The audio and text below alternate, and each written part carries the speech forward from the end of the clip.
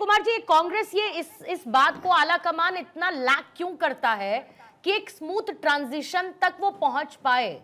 ऐसी स्थिति क्यों पनपने देने का मौका? वेट एंड वॉच, रुकिए हम बताएंगे, रुकिए हम सही समय होने पर सही कदम उठाएंगे।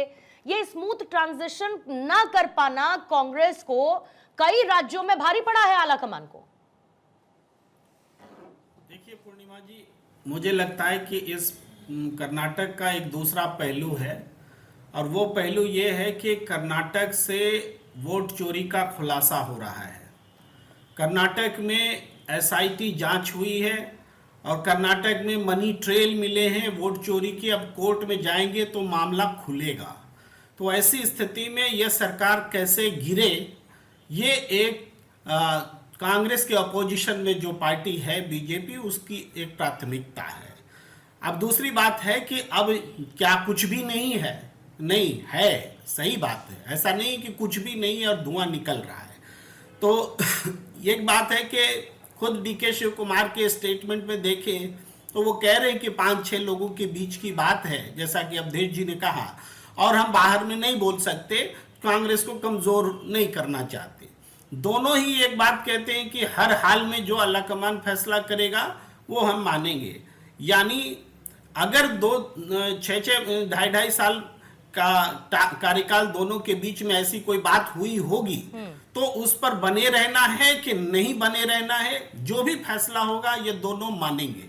तो कहने का मतलब है कि कांग्रेस में टूट के आसार दिख रहे हैं, ऐसी कोई बात बन नहीं रही है। तो इस परिप्रेक्ष्य में आप देखिए वोट चोरी वाले मसले को और कांग्रेस के भीतर के खींचतान को, तो यहाँ पर रोटी सेकने वाली बात ज्यादा लगती है, ये मैं कहना चाहता हूँ। प्रेम सर, ये मुझे बताइए कि अगर एक घर में कोई विवाद होता है, मान के चलिए कि भाई घर में जमीन बंटवारा होना है, पिता को उसको लेकर फैसला करना है कि किसके हिस्से कितनी जमीन आनी है। अब घर में 2 औलादें हैं, पिता फैसला नहीं ले पा रहे हैं, तो पड़ोसी को बोलेंगे कि घर में आग लगा दी? नहीं बोलेंगे ना पड़ोसी को। भाई दोनों बेटे घर में हैं, बाप को तय करना है कि किसको कितना जमीन का टुकड़ा देना है, तो पड़ोसी पर इल्जाम कैसे लगाइएगा? इसमें बीजेपी पर इल्जाम कब तक लगता रहेगा अगर कांग्रेस खुद अपने भीतर में तय नहीं कर पाती कि भाई कैसे चलना है? बात सच है कि पड़ोसी को जब मौका मिलता है तभी वो आग लगाता है। लेकिन पड़ोसी जिम्मेदार नहीं हो सकता ना प्रेम सर।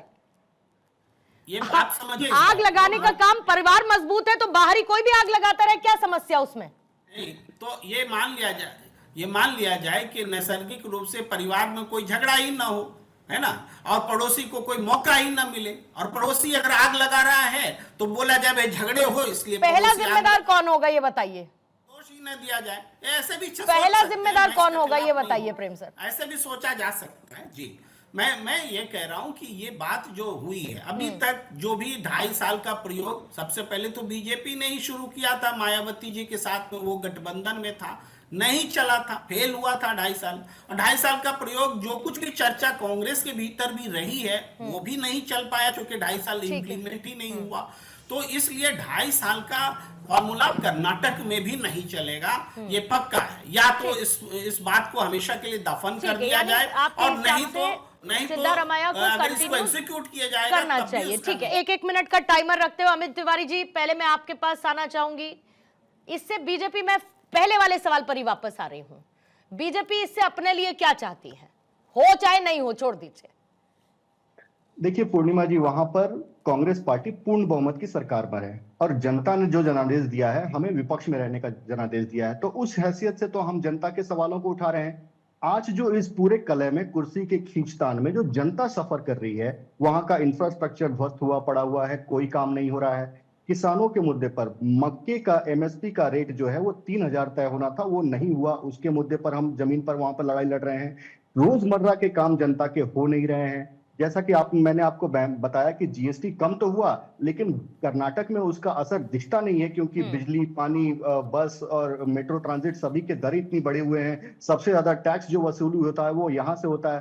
तो निश्चित तौर पे इन सभी मुद्दों को लेकर हम सड़कों पर हैं, हम जनता के बीच जनता को लेकर बात कर रहे हैं। लेकिन ये जो कलह मची हुई है, आप अभी मैंने प्रेम जी को मैं सुन रहा था कि उन्होंने मनी ट्रेल भी निकाल लिया है और सब कुछ बता, तो मनी ट्रेल तो भाई कांग्रेस के अंदर चल रहा है, वहां पर विधायकों को खरीदा जा रहा है। सुरजेवाला जी बोल रहे हैं, प्रलोभन दे रहे हैं अलग अलग कि आपको बंगला दिया जाएगा, आपको गाड़ी दिया जाएगा, आपको 50 करोड़ देता हूं, आपको 100 करोड़ देता हूं। तो जहां पर अंदर ही विधायकों की खरीद फरोख्त जारी हो, वहां पर आप मनी ट्रेल बाहर ढूंढ रहे हैं। तो पहले आत्म अवलोकन करना चाहिए स्वयं में, और उसके बाद बाहर देखना चाहिए। अवधेश जी, डीके शिव कुमार को वेट मोड में रखना क्या कर्नाटक कांग्रेस के लिए बड़े रेपरकशंस ला सकता है? संभावना क्या है? या बीच का कोई बैलेंस निकाला जाएगा कि इंपॉर्टेंट मंत्रालय दे दिए जाए, पावरफुल चेहरा बना दिया जाए कर्नाटक में? नहीं, देखिए, संकट की घड़ी में नेतृत्व को ऐसे निर्णय लेना चाहिए जो केवल कर्नाटक नहीं, कांग्रेस एक राष्ट्रीय पार्टी थी, देश भर में उसका मैसेज जाए। इस घटना का मैसेज यह है कि हमारी जो केंद्रीय नेतृत्व है, चूंकि सबको मालूम है कि 2.5 साल का हुआ था, इतना कमजोर हो चुका है कि सिद्धारमैया को तय के बावजूद ये कहने का साहस नहीं कर रहा है कि आप डीके शिव कुमार को समय दीजिए, वो अब आपसे युवा नेता हैं, वो ठीक से चलाएंगे और आप मार्गदर्शक की भूमिका में रहिए। तो इसमें अगर नहीं देंगे तो परिणाम क्या आएगा कहना कठिन है, क्योंकि कर्नाटक का जो जनादेश है उसमें किसी वैकल्पिक सरकार की अभी संभावना नहीं है। बीजेपी सरकार गठित करने की हैसियत में नहीं है अगर चली जाती है। 135 में से 2/3 विधायकों का टूटना इतना आसान नहीं होता है कि किसी की सरकार बन जाएगी। तो या तो चुनाव होगा या ये सरकार रहेगी। ठीक है। इस समय कांग्रेस के सामने बिहार की पराजय, दिल्ली, महाराष्ट्र, हरियाणा, इन सब के बाद कम से कम एक फैसला करके जिसको आपने वचन दिया है मुख्यमंत्री बनाइए, अगर सिद्धारमैया नहीं मानते हैं तो माना जाएगा कि पार्टी के लिए वफादार नहीं है। दुष्यंत जी, 1 मिनट आपके लिए, फिर प्रेम सर आपका बिल्कुल रोक लगानी होगी, नहीं तो कांग्रेस के लिए बहुत बड़ा क्राइसिस है, सरकार चली जाएगी। जो घटनाक्रम चल रहा है वो कांग्रेस के नैरेटिव को नुकसान पहुंचा रहा है और बहुत संदेश गलत जा रहा है। लोगों के अंदर देश भर में ये ऐसा मैसेज जा रहा है कि कांग्रेस मैनेजमेंट करने में, सरकारों को चलाने में कहीं ना कहीं सक्षम नहीं है। बार बार ऐसे विवाद उत्पन्न हो रहे हैं, तो इसको समय रहते हुए इसका समाधान करना चाहिए, बैठना चाहिए। कैसे करना है? डीके शिव कुमार जी की मिनिस्ट्री बढ़ानी है, नए विधायकों जो है उनको मंत्री के रूप में सम्मिलित करना है, या मुख्यमंत्री डीके शिव कुमार जी को बनाना है। ये 2-3 जो ऑप्शन हो सकते हैं उस पर समय रहते विचार करके पार्टी को फैसला करना चाहिए। आपका आसाम में चुनाव आने वाला है और महत्वपूर्ण राज्यों में कई चुनाव है।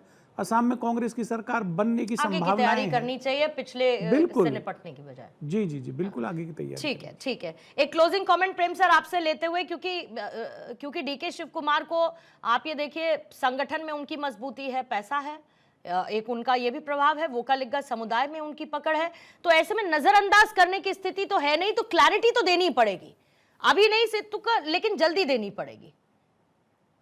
देखिए, सिद्धारमैया कांग्रेस के बड़े लीडर हैं, उनके पास समर्थन भी ज़्यादा रहा है, इसीलिए वो पहली चॉइस हुए। और डीके शिव कुमार का पहला अनुभव है डिप्टी सीएम के तौर पर, उनको अनुभव लेना चाहिए। और जब तक सिद्धारमैया राजी नहीं हो सत्ता हस्तांतरण के लिए, तब तक उनको बाध्य नहीं किया जा सकता। और हमें लगता है इसी पॉलिसी पर कांग्रेस बनी रहेगी कि सिद्धारमैया चाहेंगे तभी डीके शिव कुमार मुख्यमंत्री होंगे, यही रास्ता है। और नहीं चाहते तो फिर ये चैप्टर क्लोज है।